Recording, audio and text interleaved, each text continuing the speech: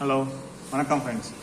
Last வீடியோவில் road map ப்ராப்ளத்தினுடைய hints பார்த்தோம். அதாவது ரோடு மேப் ப்ராப்ளத்தில் காம்பவுண்ட்ஸ் ஐடென்டிஃபிகேஷனுக்கான guidelines, hints, facts and conclusions என்ன அப்படிங்கிறத பார்த்தோம்.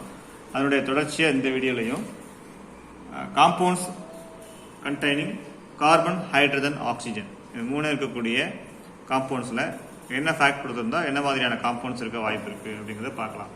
ஃபர்ஸ்ட் ஃபேக்ட் பார்த்தீங்கன்னா, fact 1, compound gives pink colour with swift reagent.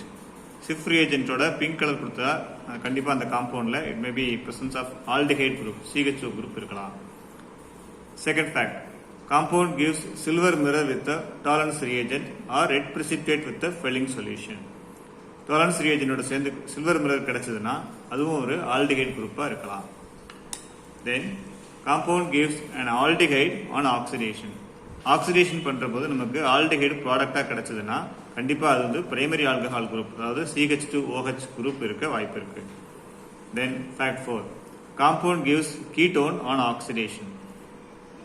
Oxidation செய்யும்போது நமக்கு கீட்டோன் கிடைக்குது, அதாவது CO குரூப் கிடைக்குது. ஸோ அந்த மாதிரி காம்பவுண்ட்ஸ் வந்து என்ன இருக்கலாம், செகண்டரி ஆல்கஹால் குரூப் பிரசன்ட் இருக்கலாம், அதாவது CHOH சொல்லக்கூடிய செகண்டரி ஆல்கஹாலிக் காம்பவுண்டா இருக்கலாம்.